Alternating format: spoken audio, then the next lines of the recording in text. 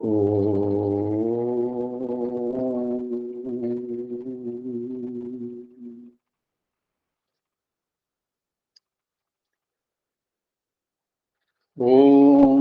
विश्वानि देव सवितर दुरितानि परासुवान् यद्भद्रं तन्न आसुवान् त्वमेव माता च पिता त्वमेव बन्धुश्च सखा त्वमेव विद्या द्रविणं त्वमेव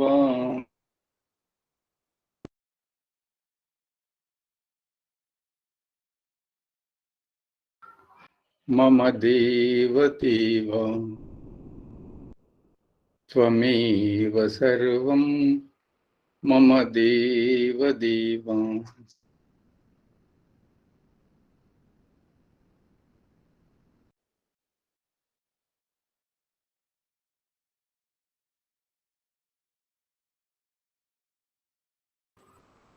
हे परमपित परमात्मा,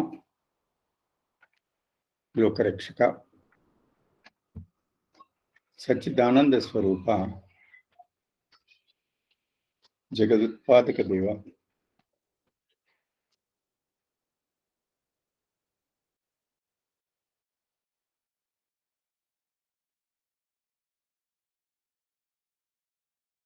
నీవు మా తల్లివి, తండ్రివి, గురువు, దైవము, రక్షకుడు.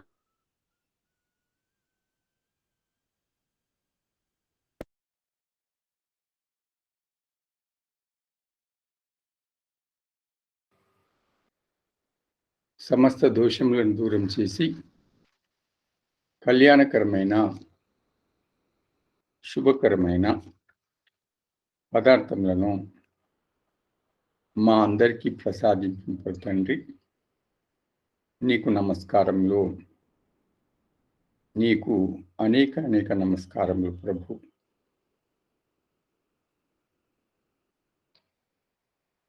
ఈరోజు పరంపిత పరమాత్మ గురించి, ఆయన వ్యవస్థ ఎలా ఉంది, ఋషులు ఇచ్చినటువంటి శ్రేష్ఠ విద్య అయిన ఉపాసన, దాని గురించి వేదం ఏం చెప్తుంది అనే ఒక మంత్రం తెలుసుకుందాం. ఈ మంత్రము యజుర్వేదంలో ఉంది. యజుర్వేదంలోని 7వ అధ్యాయంలో ఈ మంత్రం ఇలా ఉంది. చిత్రం దేవానాముదగాదనీకం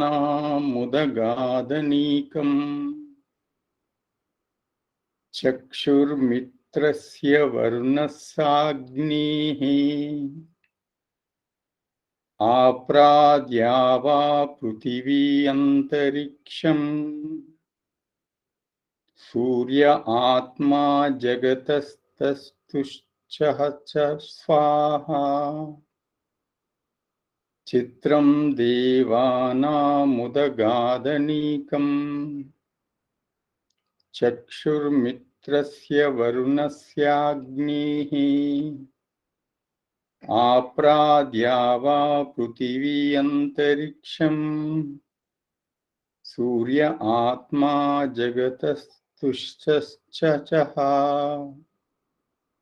ఈ మంత్రం ద్వారా వేదం మనకి ఏం తెలియజేసిందంటే, అంతర్యామి అయిన ఆ అద్భుత పరమేశ్వరుడు దివ్య గుణయుక్తులైనటువంటి ఉపాసకులకు చేయూతనిచ్చి ఆత్మబలమును ప్రసాదించును.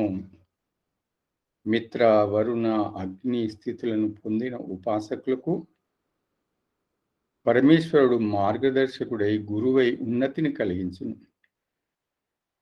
వ్యాపక గుణము గల పరమేశ్వరుడు ద్విలోక పృథివీ అంతరిక్ష లోకములో పూర్ణంగా నిండి ఉన్నాడు. సకల జగదుత్పాదకుడైన పరమేశ్వరుడు సూర్యుని వలె ఈ స్థావర జంగమ జగత్తును అంతటా ఆత్మసూర్యుని వలె వ్యాపించి ధరించి ఉన్నాడు. ఈ సత్యంను నేను అనుభవపూర్వకంగా తెలుసుకుంటున్నాను. యజుర్వేదంలో ఈ రకంగా చెప్పబడింది. ఏమంటున్నాడు మొట్టమొదట? అంతర్యామైన ఆ అద్భుత పరమేశ్వరుడు దివ్య గుణయుక్తులైన ఉపాసకులకు చేయూతనిచ్చి ఆత్మబలమును ప్రసాదించును.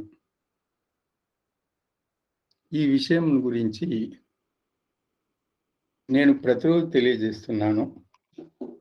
ఈరోజు స్వయంగా మనకు వేదం నందే చెప్పబడుతుంది. కాబట్టి దీని గురించి ఇంకా కొద్దిగా వివరంగా మీకు తెలియజేస్తాను. ఉపాసన ఉపాసన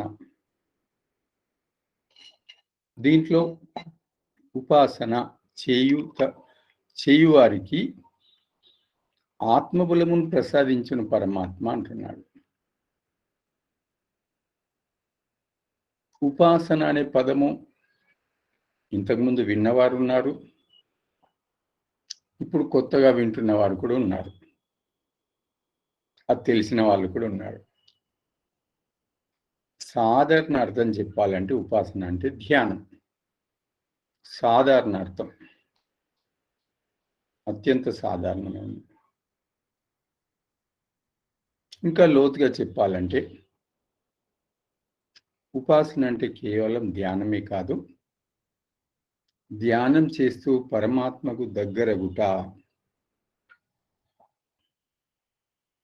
ధ్యానం చేస్తూ పరమాత్మకు దగ్గరగుట ఉపాసన. అసలు నిజానికి ఉపాసన అంటే అర్థమే దగ్గరగుట. ఆసన దగ్గర అగుట. ఆ పరమాత్మ జ్ఞానం మనలో ప్రవహించినప్పుడు ధ్యానంలో, అప్పుడు మనము అతనికి దగ్గర అవుతాము. దాన్ని ఉపాసన అంటారు. ఎంతమంది మహాపురుషులు ఋషుల మార్గంలో నడిచారో వాళ్ళందరూ ఇదే పనిచేశారు. ఋషులు అదే నడిచారు. నాకు భగవంతుడు కావాలి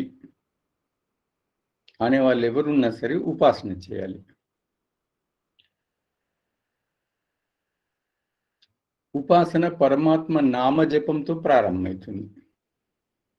ఓం కావచ్చు, ఈశ్వరాయ నమః కావచ్చు, పరమాత్మనే నమః, అక్కడి నుంచి ప్రారంభమై మనం చేస్తున్నామే జ్ఞాన ప్రవాహం ఇక్కడ దాకా వస్తుంది.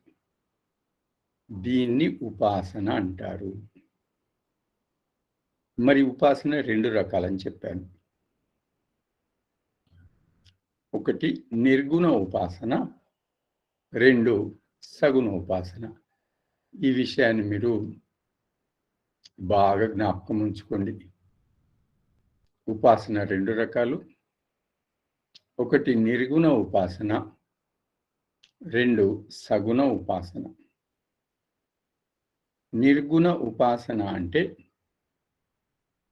గుణములను తొలగించుట. సగుణ ఉపాసన అంటే గుణములను వికసింపచేయుట. ఇంతే రెండిట్లలో అర్థం తేడా. నిర్గుణ ఉపాసన అంటే గుణములను తొలగించుట. సగుణ ఉపాసన అంటే గుణములను వికసింపచేయుట. అంటే మరి దేన్ని తొలగించాలి, దేన్ని వికసింపచేయాలి అనే ప్రశ్న వస్తుంది. అంటే మనమంతా మానవులం. మానవుడు అంటేనే ఉత్తమ గుణములు. మానవుడంటే అల్పగుణములు కాదు. అల్పగుణములు కాదు. కొందరు జీవితం మొత్తము అల్పగుణాలతోనే నిండి ఉంటారు. వాళ్ళు ఎట్లుంటారంటే రోజు రోజు అల్పగుణాలు పెంచుకుంటూనే ఉంటారు. అవసరం ఉన్నప్పుడు మందిలో మాత్రమే అలా తీయగా మాట్లాడతారు. కానీ అసలైన రూపము అల్పగుణాలుంటాయి. ఆ అల్పగుణాలు మానవునికి కావు. ఏంటి అవి? కోపము, ఈర్ష్య, ద్వేషము, రాగము, మోహము, చంచలత్వము, భయాలు, చింతలు, వేదనలు, దుఃఖాలు ఇవేవి మన లక్షణం కాదు. అయితే నిజమైన మానవుడు అసలైన జీవితం కావాలి అనుకునే ఎవరైనా సరే ఇవన్నీ తొలగించుకోవాలనుకుంటాడు, ఇవి వెళ్ళిపోవాలనుకుంటాడు. ఇవన్నిటినీ వెళ్ళిపోయేటట్టు చేసేదే నిర్గుణోపాసన.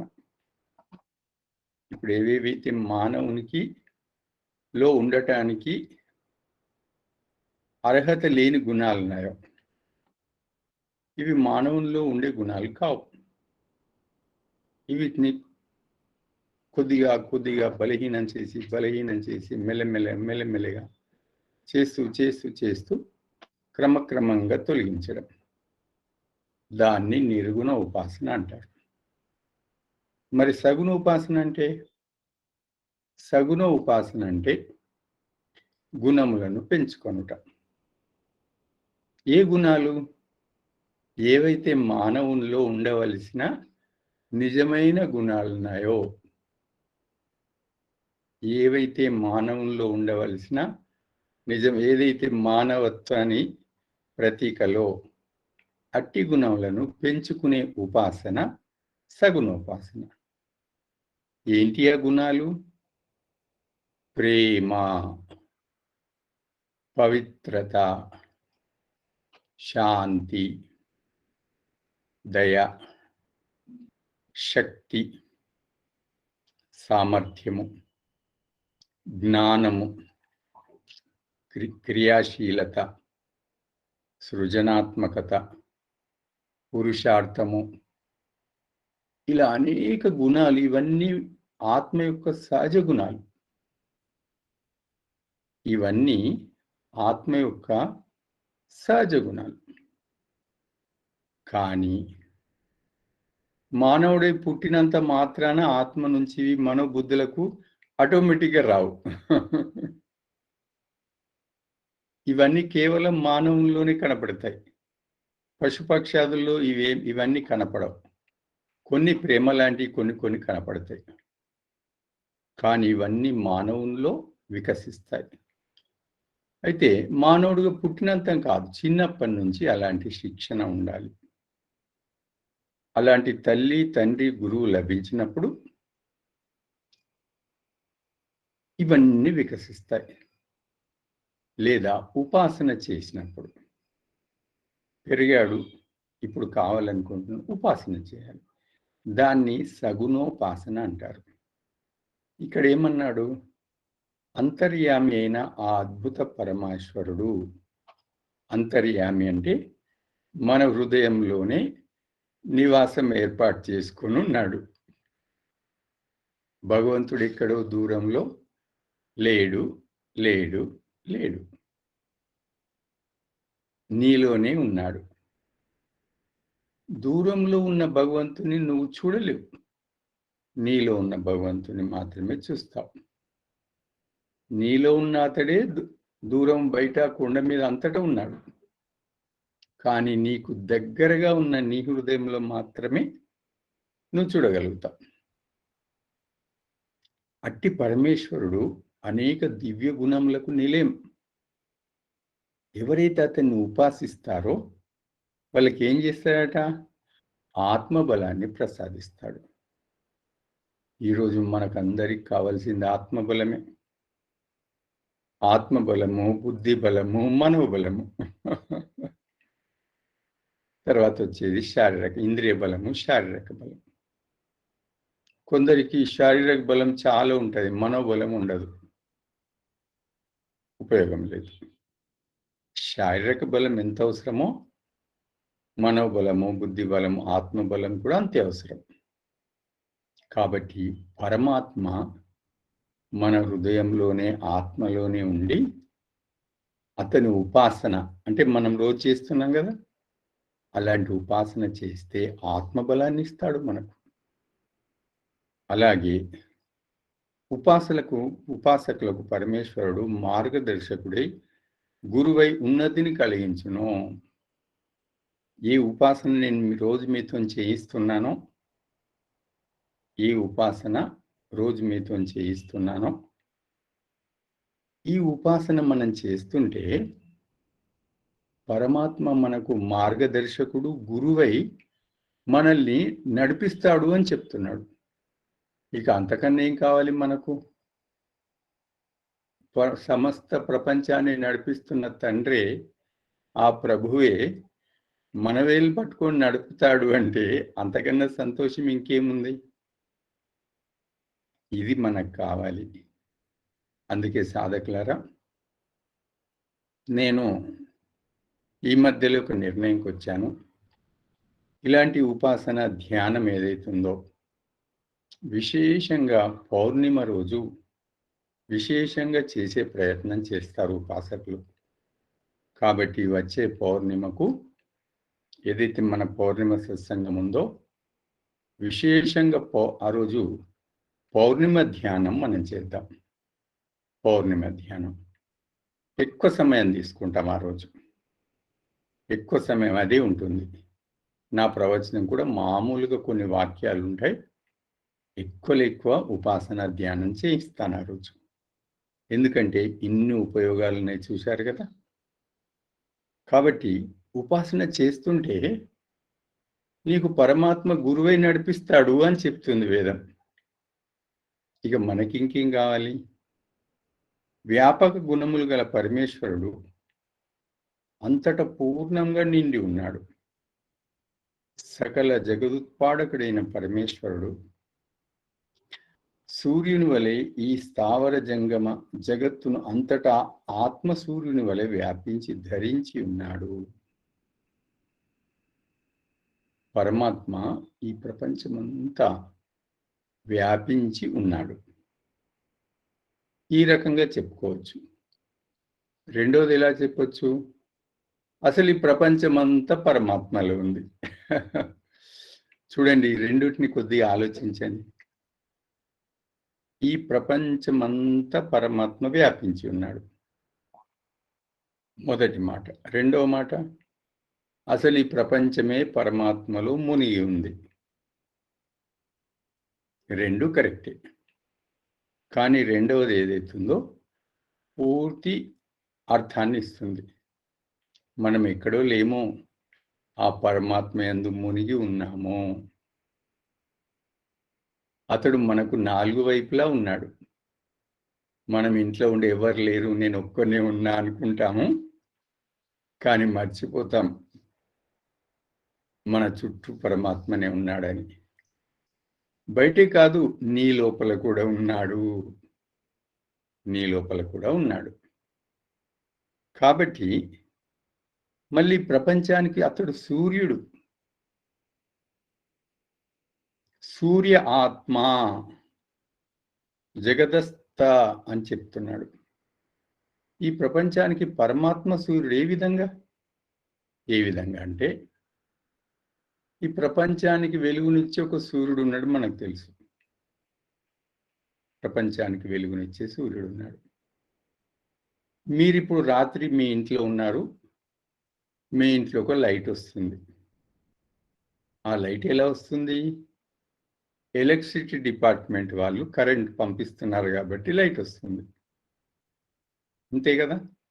ఎలక్ట్రిసిటీ డిపార్ట్మెంట్ నుంచి మీ ఇంటికి కనెక్షన్ ఉంది, కరెంట్ వస్తుంది, లైట్ వస్తుంది. మరి సూర్యుడు వెలగటానికి ఏ ఎలక్ట్రిసిటీ డిపార్ట్మెంట్ వాళ్ళు కరెంట్ పంపిస్తున్నారు? సూర్యుడు వెలుగుతున్నాడే, అతడు వెలగడానికి ఏ ఎలక్ట్రిసిటీ డిపార్ట్మెంట్ కరెంట్ పంపిస్తుంది?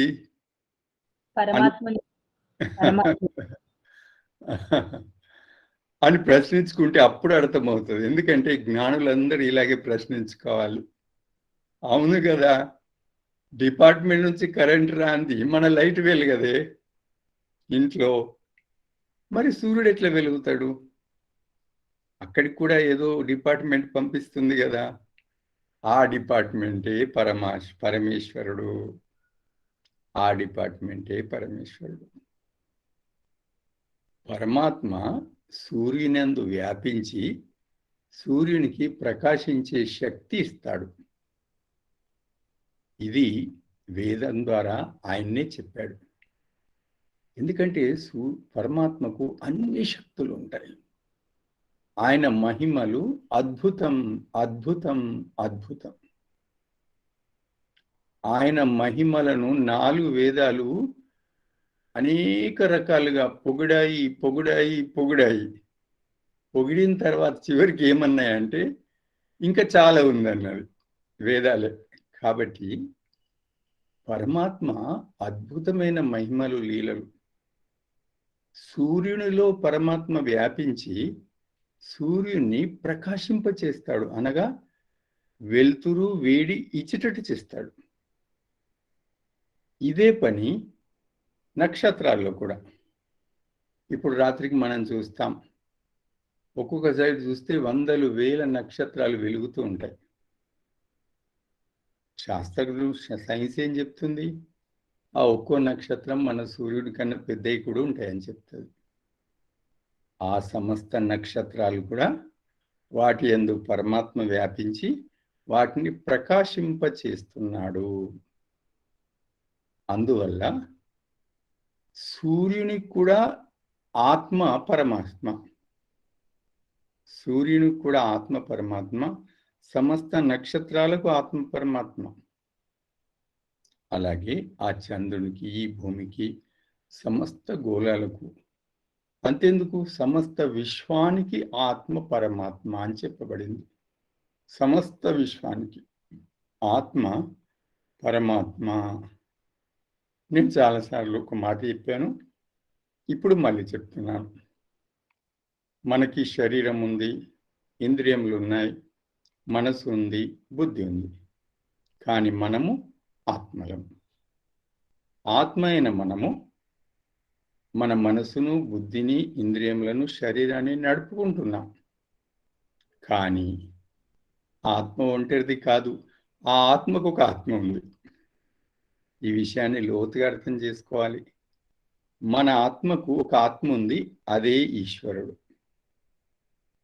ఎందుకంటే మన ఆత్మ అత్యంత సూక్ష్మమైందైతే మన ఆత్మ కన్నా సూక్ష్మమైంది పరమాత్మ. నా ఆత్మకు ఏ పరమాత్మ ఆత్మనో మీ ఆత్మకు కూడా అదే పరమాత్మ ఆత్మ. ఈ రకంగా పరమాత్మ అనే ఒక ఇంటర్నెట్ కనెక్ట్ ద్వారా మనం అందరం కనెక్ట్ అయి ఉన్నాం. అందరం కనెక్ట్ అయి ఉన్నాం. మనందరి ఆత్మలకు ఆత్మ పరమాత్మ. ఈ రకంగా పరమేశ్వరుడు సమస్త విశ్వానికి ఆత్మ అని వేదం ఎప్పుడో ప్రకటించింది.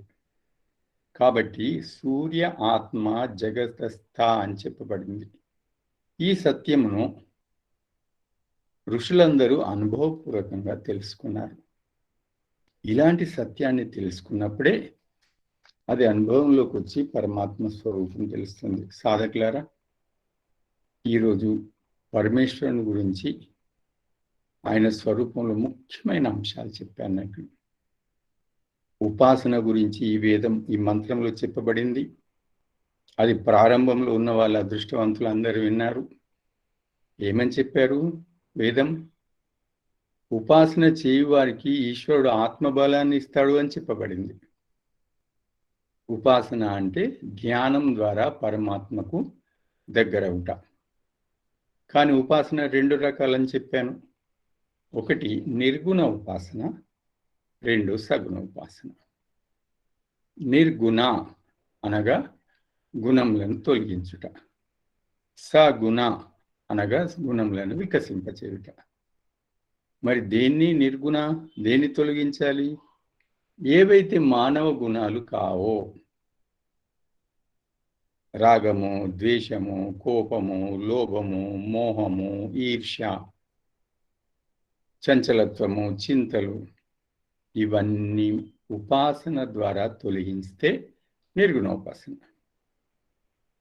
సగుణోపాసన అంటే ఏదైతే ఆత్మగుణాలు ఉన్నాయో అవిటిని మనోబుద్ధుల్లో వికసింప చేసుకుని మన జీవితంలో వికసింప చేసుకుంటాయి. ఏవన్నా అని చెప్పానది ప్రేమ, పవిత్రత, దయ, శక్తి, జ్ఞానము, సామర్థ్యము మొదలైనవి. ఈ రెండు ఉపాసనలు అంటే మనం చక్కగా పరమాత్మను ఉపాసిస్తే అతడు మీకు మనోబలాన్ని, ఆత్మబలాన్ని ఇస్తాడని ఇప్పుడు వేదం మనకు చెప్పింది. అంతేకాదు నిత్యమున్న అతన్ని నువ్వు ఉపాసిస్తే నీకు గురువై నిన్ను నడుపుతాడని కూడా చెప్పబడింది. ఇలాంటి ఈశ్వర వ్యవస్థ ఒకటి ఉంది. సాధారణ ప్రజలందరూ గురువులను ఆశ్రయించి విషయాలు తెలుసుకుంటారు, గురువులను అనుసరించి నడుస్తారు. సాధారణ ప్రజలందరూ అనుభవపూర్వకమైన గురువులను అనుసరించి నడుస్తారు. మరి గురువులు ఎవరిని అనుసరించి నడుస్తారు అనే ప్రశ్న వస్తుంది. గురువులు పరమేశ్వరుని అనుసరించి నడుస్తారు. ఎలా? ఇప్పుడు చెప్పబడింది కదా. ఆ గురువులు ఎవరైతే నిజమైన గురువులు ఉన్నారో నిరంతరం అతన్ని ఉపాసిస్తారు, నిరంతరం అతను కనెక్ట్ అయి ఉంటారు. ఆ పరమేశ్వరుడు వాళ్ళని గురువుగా నడిపిస్తారు. ఎట్లెట్లా పరమేశ్వరుడు ఆ గురువులు నడిపిస్తాడో ఆ గురువులు కూడా తమను అనుసరించే వాళ్ళందరినీ నడుపుతారు. ఇది లోక వ్యవస్థ, ఈశ్వర వ్యవస్థ. ఇలాంటి వ్యవస్థను పరమేశ్వరుడు మనకి ఏర్పాటు చేశాడు. కాబట్టి ఈ వ్యవస్థను ఉపయోగించుకోండి. మీరు ఆ పరమాత్మను సంబంధం పెట్టుకొని అతని ద్వారా నడిచే ప్రయత్నం చేయండి. ప్రత్యక్షమైన గురువు ద్వారా కూడా సంబంధం ఏర్పాటు చేసుకుని అలా నడిచే ప్రయత్నం కూడా చేయండి. ఇప్పుడు ముఖ్యమైన ఒక 2 నామాలు తెలుసుకొని తర్వాత ఉపాసనలకు వెళ్తాం. ఈరోజు పరమాత్మ యొక్క ముఖ్య నామము అజన్ముడు.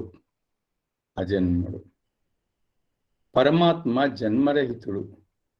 అతడు ఎన్నడూ కొత్తగా జన్మం తీసుకొనడు. కావున పరమాత్మను అజన్ముడు అంటారు. అజన్మ అంటే జన్మము తీసుకోడు. ఈశ్వరునికి జన్మం ఉండదు.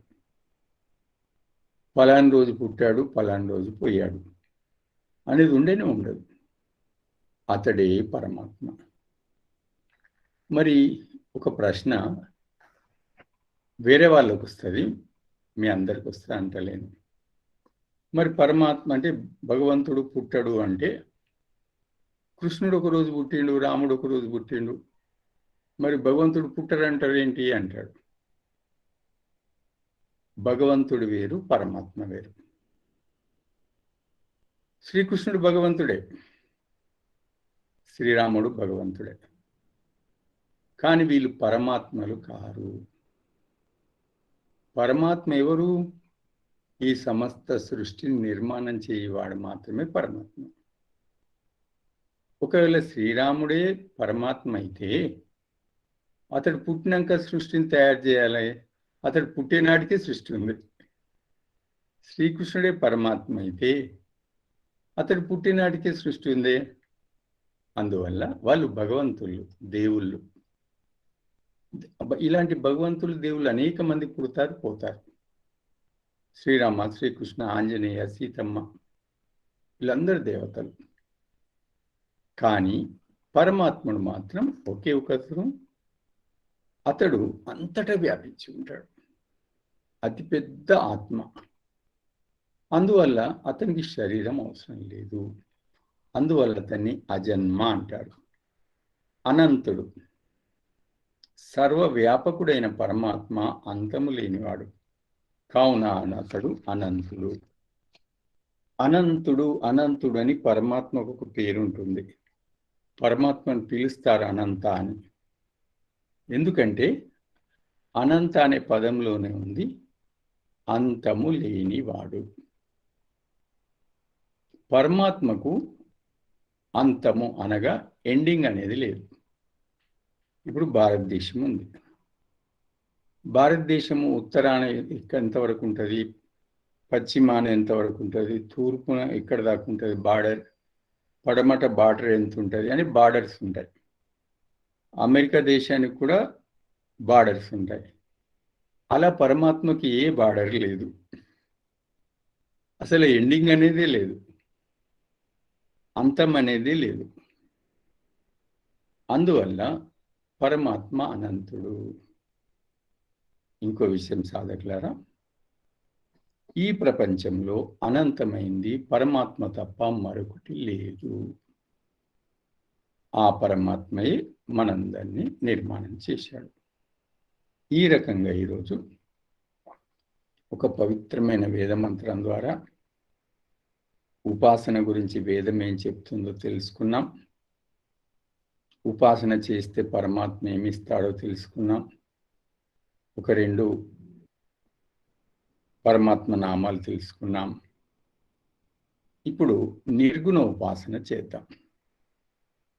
ఒక 2 రోజులు నిర్గుణ ఉపాసన, ఆ తర్వాత 2 రోజులు సగుణ ఉపాసన. నిన్న చేశాము, ఈరోజు కూడా నిర్గుణ ఉపాసన. ఏం చెప్పాను నేను? నిర్గుణ ఉపాసన అంటే మనలో తగ్గించుకోవాల్సినవి తగ్గించుకొనుట, తగ్గించుకొనుట. ఏ వయసులోనూ తగ్గించుకోవచ్చా అనే ప్రశ్న వస్తుంది. ఏ వయసులోనైనా తగ్గించుకోవచ్చు. మధ్య వయసు వాళ్ళు, పెద్ద వయసు వాళ్ళు, పిల్లలు అందరూ తగ్గించుకోవచ్చు. ఇప్పుడు నేను చెప్పబోయే మాటల్ని శ్రద్ధగా వింటూ మీ మనసులో ప్రవహింప చేసుకోండి. కేవలం ప్రవహించడమే కాదు, మీరు స్వయంగా అంటున్నట్టుగా భావించండి. అప్పుడు మీ మనసులో అవి పనిచేయడం ప్రారంభిస్తాయి. అందరూ కళ్ళు మూసుకోండి. మీ కూర్చున్న స్థలంలోనే కళ్ళు మూసుకొని మనసును మౌనంగా ఉంచాలి. మనసు మౌనం అనగా ఏమి ఆలోచించం. మానసిక మౌనం, ప్రశాంతత. మీ ధ్యాస అంతా నా పదాల మీదనే ఉంటుంది. నేను చెప్పబోయే మాటల మీదనే ధ్యాస పెట్టి మీ మనసులో ప్రవహింప చేసుకోండి. ఓం. నేను మానవుడను. మానవుడనగా శ్రేష్ఠ గుణములు, శ్రేష్ఠ కర్మలు, శ్రేష్ఠ స్వభావం. కానీ అనేక కారణం వల్ల నాలో కొన్ని అల్పగుణాలు కూడా నా మనసులో చేరిపోయాయి. ఋషుల బోధల ద్వారా తెలుసుకున్నాను, అట్టి అల్పగుణాలు నాకు శత్రువులని. అవి నా జీవితంలో నాకు నరకాన్ని చూపిస్తాయని తెలుసుకున్నాను. వాటిని తొలగించే మార్గమే నిర్గుణోపాసన అని ఋషుల ద్వారా తెలుసుకున్నాను. అందుకే నిర్గుణ ఉపాసన ద్వారా నా మనసులో నిలిచిపోయిన అల్పగుణాలను, నా స్వభావంలో నిలిచిపోయిన అల్పగుణాలను క్రమక్రమంగా తొలగించే ప్రయత్నం చేస్తాను. నేను మానవుడను.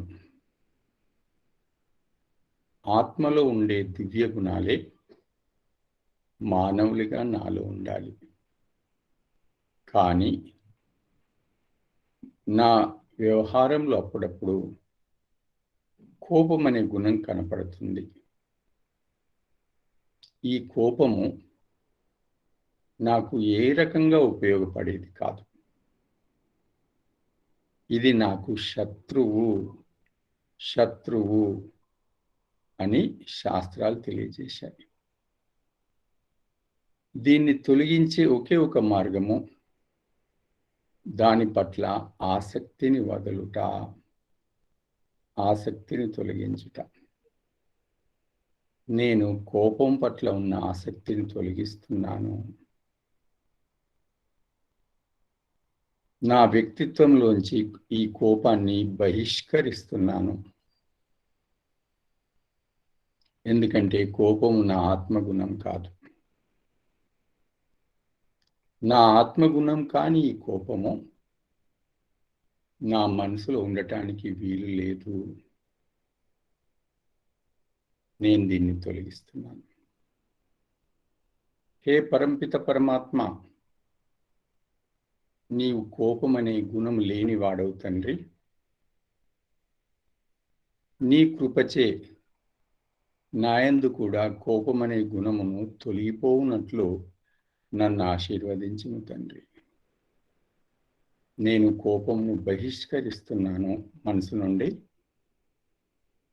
కోపమును పట్ల ఉన్న ఆసక్తిని తొలగిస్తున్నాను.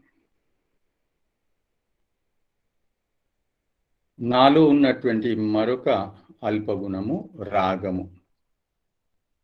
రాగము రాగము రాగమనగా నాకు సంబంధించిన లోక పదార్థములందు నాకు అతి మక్కువ ఉండుట.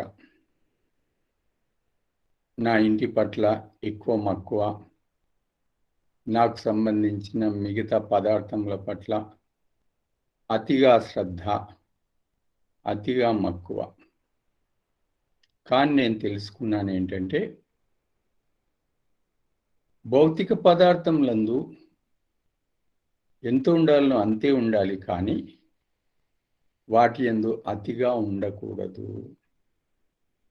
అలాగే కుటుంబ సంబంధాల్లో కూడా కుటుంబంలో ఉండాలి, సంబంధాల్లో ఉండాలి, అతిగా ఉండకూడదు. దాన్నే రాగం అంటారు. ఆ రాగము మానవునికి శత్రువు అని శాస్త్రం చెప్పింది. శ్రీకృష్ణుడు రాగాన్ని వివేకం అనే ఖడ్గముతో ఛేదించుము అర్జున అని చెప్పాడు. అలాగే నేను కూడా నా వివేకం అనే ఖడ్గంతో నాలో ఉన్న రాగాన్ని ఛేదిస్తున్నాను. రాగం పట్ల నాకున్న మక్కువ, ఆసక్తిని తొలగిస్తున్నాను. హే పరంపత పరమాత్మ, నీవు రాగము అనే గుణం లేనివాడవు. నీ కృపచే నా స్వభావంలో కూడా ఎలాంటి రాగము లేకుండా ఉండునట్టు తొలగించుము ప్రభు. ఇక నాలో ఉన్న మరొక గుణము చంచలత్వము. చంచలత్వం వల్ల అనేక ఇబ్బందులకు గురవుతున్నాను. దాన్ని అదుపు చేయలేకపోతున్నాను. నిజానికి మనసు యొక్క లక్షణం చంచలత్వం కానే కాదు. ఆత్మ ఏ విధంగా స్థిరమైందో మనసు కూడా అంతే స్థిరమైంది. కానీ చిన్నప్పటి నుంచి నేను పెరిగిన పద్ధతి, చూసిన వ్యక్తుల ద్వారా నాకు చంచలత్వం అలవాటైంది. ఇప్పుడు దానివల్ల ఉండే నష్టాన్ని నేను అనుభవిస్తున్నాను. దాన్ని ఉపాసన ద్వారా తొలగిస్తాను. చంచలత్వం పట్ల నాకున్న సంబంధాన్ని నేను తీసివేస్తున్నాను. సంబంధము, చంచలత్వం పట్ల నా మానసికంగా ఏ సంబంధం ఉందో దాన్ని నేను పూర్తిగా తీసివేస్తున్నాను.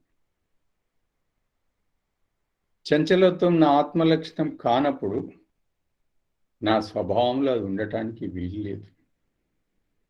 ఓ చంచలత్వమా, నేను నిన్ను బహిష్కరిస్తున్నాను.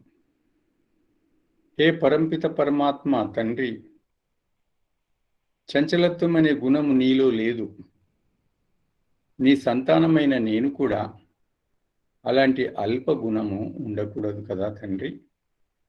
నాలో చంచలత్వాన్ని దయచేసి తొలగించుము ప్రభు. ఈ రకంగా మనం ఈరోజు మొట్టమొదట కోపము, ఆ తర్వాత రాగము, ఆ తర్వాత చంచలత్వము అనే 3 అల్పగుణాలను తీసుకొని నిర్గుణోపాసన చేశాము. ఇది మన మనసులో, హృదయంలో సంవత్సరాల నుంచి పేరుకుపోయినటువంటి ఈ చంచలత్వం మిగతా వాటిని వేళ్లతో సహా పికిలించి వేయడం ప్రారంభమవుతుంది. ఒక్క రోజులో జరగదు, నిరంతరం చేస్తూనే ఉండాలి.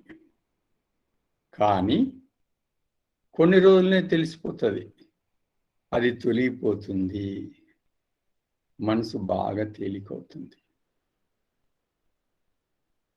3 అల్పగుణాలు తీసుకున్నాము, ఇంకా చాలా ఉంటాయి. చింతలు, ద్వేషము, మోహము, అలాగే ఈర్ష్య, అలాగే నెగటివ్ థింకింగ్, ఓవర్ థింకింగ్, ఇలా అనేక, లేజినెస్, ఇలా అనేక లక్షణాలు ఉంటాయి.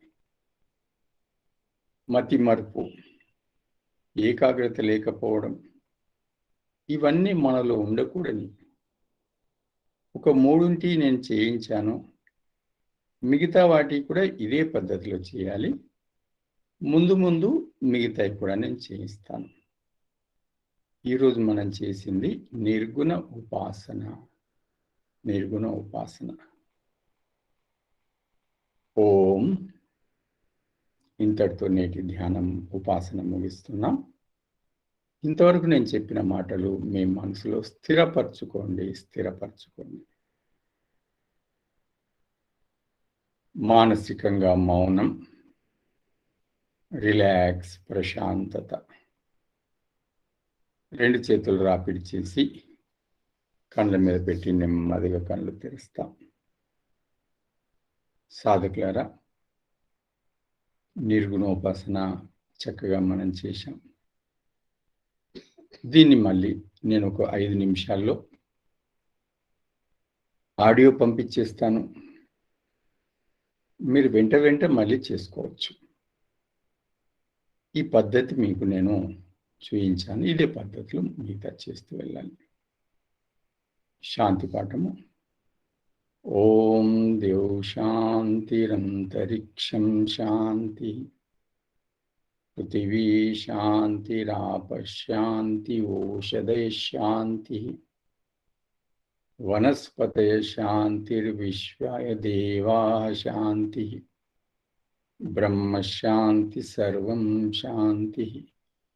శాంతిరేవ శాంతి సామా శాంతిరేతి. ఓం శాంతి శాంతి శాంతి.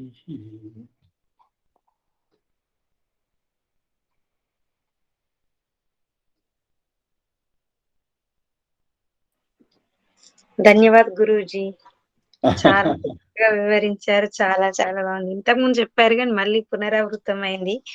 నిర్గుణోపాసన, సగుణోపాసన చాలా చక్కగా చెప్పారు. ధ్యానంలోనైతే లీనమైపోయినాం గురూజీ. సంతోషం అమ్మా.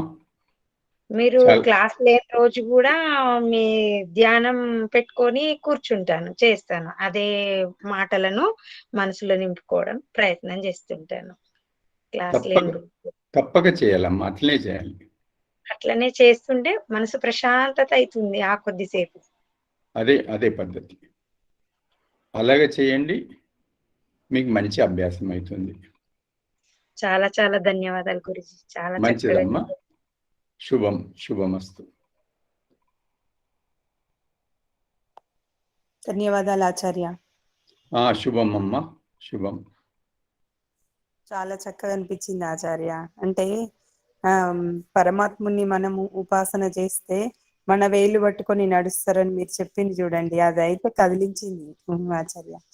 అంటే మాకు ఎలా సాధ్యం కావాలో మేము చాలా కృషి చేయాలి అలా రావాలి అంటే. అది వేదం ప్రకటించిన విషయం అమ్మా, అది సత్యమే ఉంటుంది. అది వేదం ప్రకటించింది.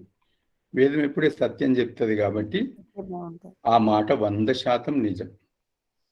మీరు అభ్యాసం చేస్తే మీకు మీ పరిశ్రమ అంటే మీరు ఎంత శ్రమ చేస్తే అంత తొందరగా మీకు వస్తుందమ్మా. అది చాలా బాగుంది ఆచార్య, వాక్యాలు చాలా బాగుంది. మంచిదమ్మా, ఎలా శుభమస్తు. ఉపాసన చేయాలి, ఎలా చేయాలి అని మంచిదమ్మా. మేము చాలా సాధన చేయాలి ఆచార్య. ఇప్పుడు స్టార్టింగ్ ఉన్నాం, చాలా చేయాలి కృషి.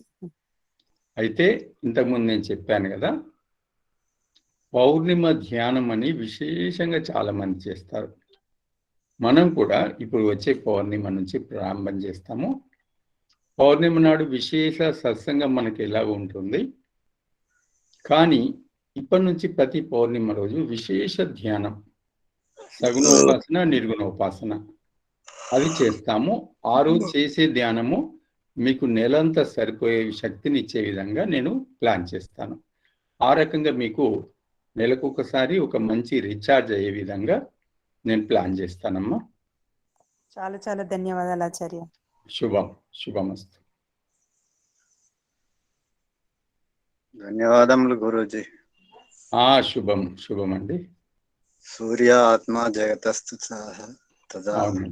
అవునండి.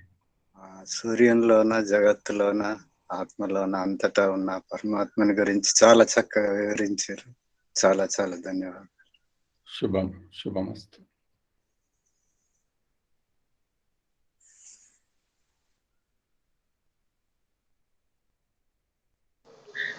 ఆచార్య గారు నమస్తే. నమస్కార్ జీ. నమస్తే. యాదగిరి, హైదరాబాద్. నమస్తే జీ. నేను మా ఆర్థిక సాయం అందిందా ఆచార్యజీ? వాళ్ళు పంపించాను మధ్యాహ్నం. నేను చూస్తాను ఇప్పుడు. సరే చూస్తాను. ఇంకా నా దృష్టికి రాలేదు. సరే, మంచి. నేను చూసి మీకు మెసేజ్ పెడతాను నేను.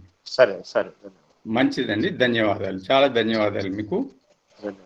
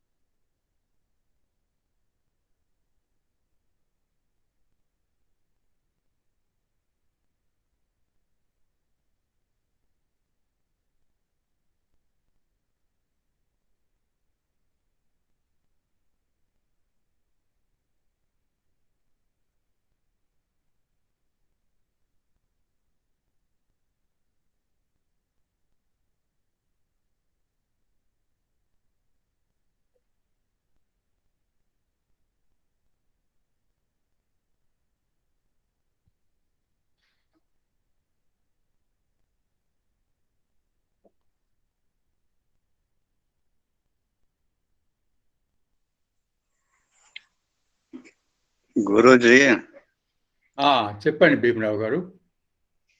ఆత్మకు కర్మ ఫలాలు అంటవా గురూజీ? ఎవరు చెప్పారు మీకు?